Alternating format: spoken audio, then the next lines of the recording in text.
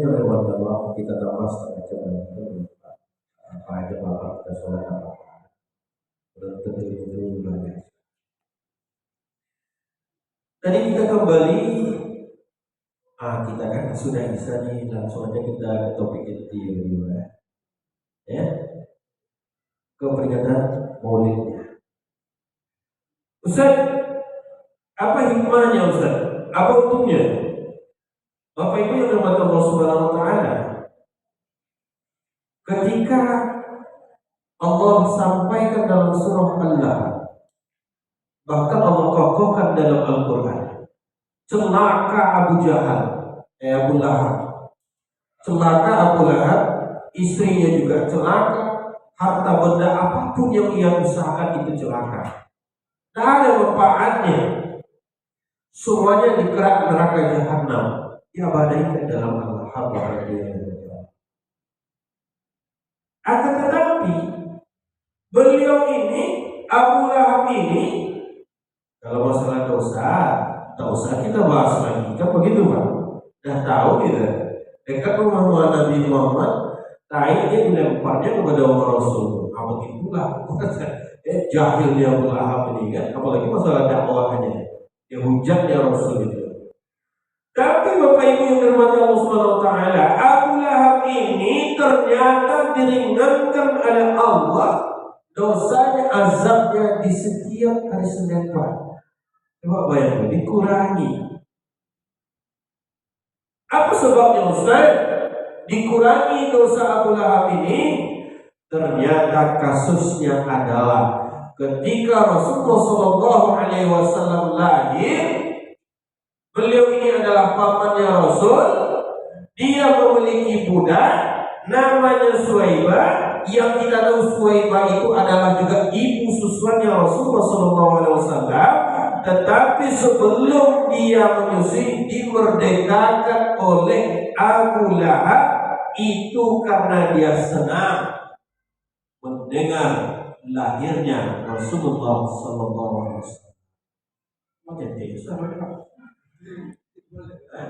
Ada.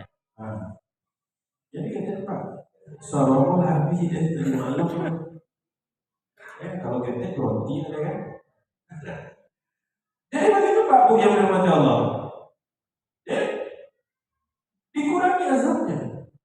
Coba bayangkan itu Abu Lahab mendengar Rasulullah lahir. Apalagi kita umatnya Bapak Ibu yang dirahmati Allah, umat yang nyata disampaikan oleh Rasul, yang dirindukan oleh beliau. Wadiltu ikhwani, saya ini rindu kata Rasul. Itu ikhwani, saya rindu kata Rasul kepada saudara-saudaraku. Pernah enggak merasakan rindu? Jawab dulu Bu, pernah enggak merasakan rindu? Gimana rasanya? Tak tidur kan? Enggak Ustaz, pengennya cepat aja siang itu kan? Dulu waktunya masih mau dilamar kan begitu bukan? Betul lah itu Bu. Ya kan? Kayak ada masa coklat aja kan? Begitulah rindu itu kan? Sekarang kita ini dirindukan oleh Rasul, sehingga para sahabat hari itu cemburu dia Pak, karena Rasul bercerita depan sahabat, "Awalaysa ya Rasulullah, nahnu ikhwanuka, bukankah kami ini ya Rasul saudaramu? Antum ashabi, kalian itu sahabatku. Saudaraku itu adalah allazina amanu lam yarau." Mereka itu beriman kepadaku kata Rasul, tapi mereka tidak pernah berjumpa denganku. Coba bayangkan itu Pak. Dan juga kita mau peringati Maulid itu, bagaimana kita nanti tahu, anak-anak kita tahu dengan suri tauladan kita. Ya. Bapak Ibu yang dirahmati Allah Subhanahu wa taala, yang kita tahu bahwa adalah Allah sampaikan Rasul itu diutus wa ma arsalnaka illa rahmatan lil alamin. Menjadi rahmat Bapak Ibu yang namanya Allah. Rahmat itu seperti apa Ustaz? Ketika Rasul datang, semua makhluk Allah mendapat rahmat kasih sayang dari Allah Subhanahu wa taala. Coba kita telusuri hadis Bapak Ibu. Laki-laki ketika dia haus, nampak dia anjing. Oh, ternyata anjing ini mengeluarkan lidahnya. Dia kehausan, diambil, kan begitu cerita dalam hadis disampaikan Rasul ya. Diambil dengan sepatunya, dikasih minum. Itu yang diceritakan oleh Rasulullah, rahmat untuk semua makhluk. Dia bantu, dia tolong. Maka laki-laki ini disampaikan oleh Rasul surga tempatnya. Kenapa? Karena dia bantu rahmat Allah. Hewan Pak, binatang, bahasa kasarnya anjing. Kan kalau bahasa di dunia pendidikan itu tabu kan begitu Pak ya. Kasar itu Pak bahasa anjing itu. Saya tahunya dari anak saya kalau udah ngomong anjing itu merasa apa? Seperti orang mengatakan kalau ini PSK, abang itulah kasarnya. Ini yang ditolong anjing. Masuk rahmatnya Allah surga Bapak Ibu yang dirahmati Allah. Tapi ironisnya, terkadang kita di sinilah Pak, belum dapat rahmat Allah. Kenapa Ustaz? Innama bu'istu liyutammima makarimal akhlaq. Allah itu mengutus Rasul untuk mengindahkan persaudaraan akhlak di antara kita. Coba bayangkan hari ini. Mungkin Bapak Ibu juga merasakan demikian. Ustaz sudah Bapak Ibu. Jadi kalau sholat kita jangan di masjid kita aja Pak. Kali-kali mengunjungi seluruh masjid yang ada di Pekanbaru. Kita akan tahu persis jemaahnya masing-masing. Pernah hari itu Ustaz dari kampus.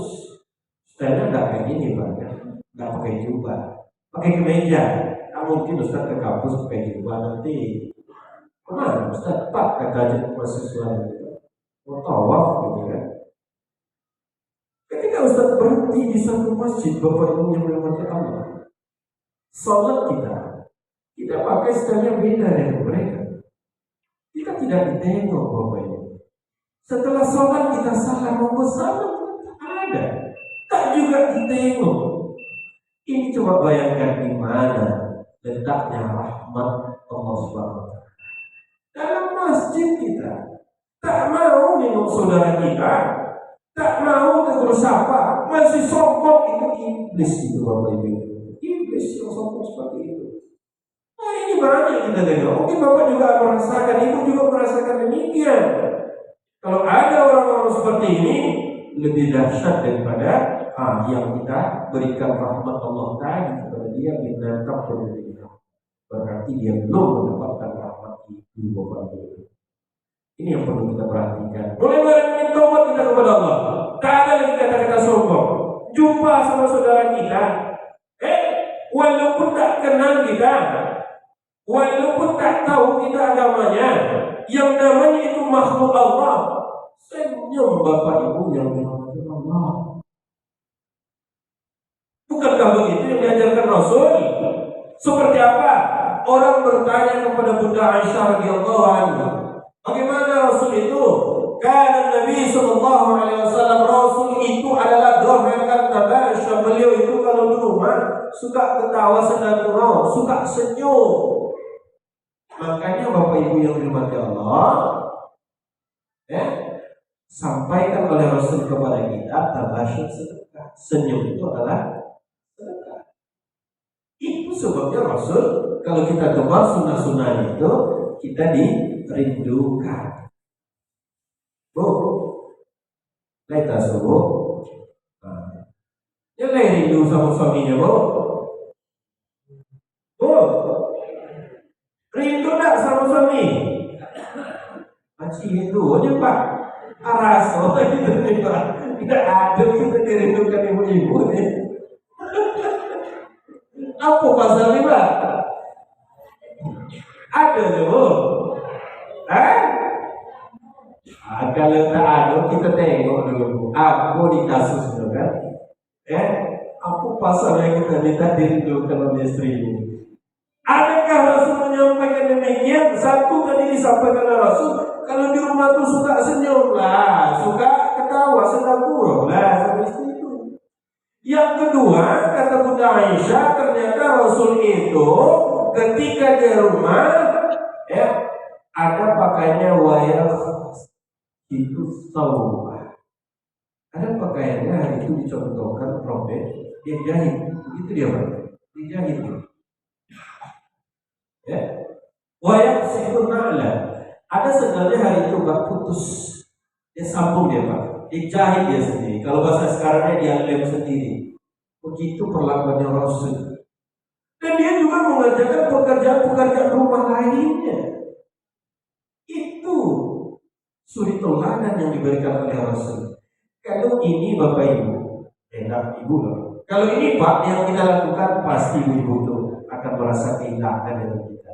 Betul nggak Bu? Betul Pak.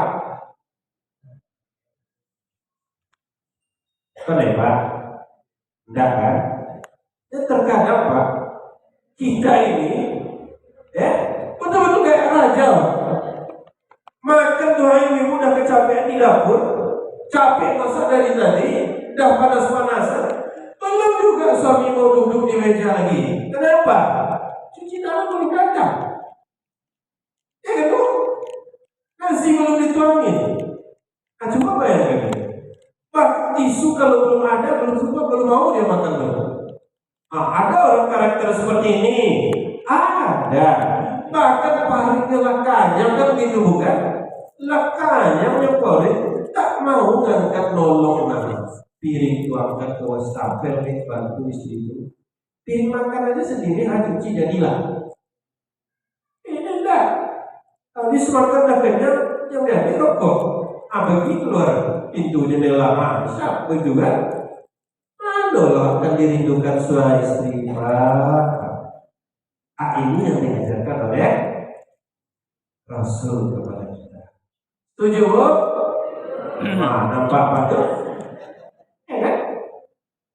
Mudah-mudahan ini kajian kita mulai Rasul itu seperti ini. Bapak Ibu yang dirahmati Allah Subhanahu wa taala, itu ya yang dilakukan oleh Rasulullah dengan istrinya di rumah Bapak untuk mengagengkan yang namanya keluarga. Bagaimana dia di Ustaz di luar? Kalau kita lihat di luar Bapak Ibu yang dirahmati Allah, kita ini adalah masyarakat sosial, masyarakat majemuk. Orangnya beraneka ragam, ada Islam, ada Muslim, ada Kristen, ada Buddha, ada Hindu. Apalagi ini tahun-tahun politik. Betul nggak? Belum pesta rakyat, kita sudah heboh hujan menghujat. Padahal Prabowo Muslim kan? Betul nggak? Ganjar Muslim kan? Anies juga Muslim. Kenapa kita saling menghujat? Bukankah dulu Rasul sampaikan ada laki-laki Raja yang Muhammad membunuh ratusan sahabat yang hafal Al-Quran, ketangkep dia, diikat di dalam masjid. Rasul perlakukan dengan baik Pak. Ditegur, ditanyakan kabarnya, udah makan belum? Kalau belum diantarkan makan, dikasih minum. Begitu Bapak Ibu yang dirahmati Allah. Tadi jangankan anjing lagi, yang non-Muslim seperti itu. Terkadang kita tidak Bapak Ibu. Boleh, silakan. Siapapun yang kita silakan. Kalau dia masih berjalan sesuai dengan ketentuan Islam, jangan kita memperuncing, jangan kita hujat-menghujat, membicarakan, menyebarkan berita-berita yang tidak yang menimbulkan kekacauan. Itulah kita belum dapat rahmatnya Allah di dalam masyarakat. Bagaimana beliau ini dalam ruang lingkup kita sebagai tetangga? Juga ada aturan Bapak Ibu yang dirahmati Allah disampaikan oleh Rasul sebagai suri teladan. Tetap pengikut-pengikut di bawah beliau. Imam Hasan al-Basri tak mau menjaga, merusak keharmonisan dengan yang non-Muslim hari itu. Walaupun dia tangguh, rumahnya begitu busuk, dengan bekas air kamar mandi. Akan tetapi dalam Islam itu menggambarkan kita tidak mengganggu, tidak boleh, haram bagi kita. Ya, demi Allah, dia itu bukan umatku kata Rasul, mereka yang mengusik para tetangga. Beliau jaga Bapak Ibu yang berhormat Allah. Maka beliau ajarkan kalau kalian banyak, masak, banyakkan kuahnya, kan begitu. Bagi tetangga kalian. Karena tetangga itu, manusia itu, orang itu kalau dikasih hadiah senang. Kenapa? Permen aja dikasih orang kita satu, seumur hidup kita ingat. Ingat kita. Si Anu itu pernah waktu saya tuh kasih minum dulu. Dia membutuhkan melamar dia. Kita bantu Pak Bu bekerja di tempat kita. Itulah silaturahmi dalam Islam. Memanjangkan, melapangkan rezeki dan memanjangkan umur. Tapi terkadang kita ini tidak, Pak. Sudah diajarkan oleh Rasul bertetangga itu seperti itu, tapi rumah kita pagarnya lebih hampir sama dengan atap. Kenapa Ustaz? Dulu awal-awal berdirinya kampung ini, itu saking ramahnya kita, Pak. Kenapa? Ya mungkin tukang belum beres dulu jendelanya, pinjam martil ke tetangga, begitu Pak kan? Setahun, 2 tahun, 3 tahun nampak belangnya, akhirnya kita zalim kepada tetangga, tidak mau tegur kepada tetangga, gara-gara kucing tetangga tai di rumah kita. Padahal itu kucing. Kita yang jadi bermusuhan, makanya pagar dibuat tinggi, kan begitu kan? Di mana letak rahmatnya Allah Subhanahu wa taala. Kalau ada seperti ini Bapak Ibu, mana tertunggu Allah. Taubat kepada Allah. Ada juga apa Pak? Ya kan? Cukup ya Pak ya? Ya cukup lah. Habis itu. Mudah-mudahan kajian ini, kalau kita bahas kajian Rasul umur beliau dari lahiran 63 tahun.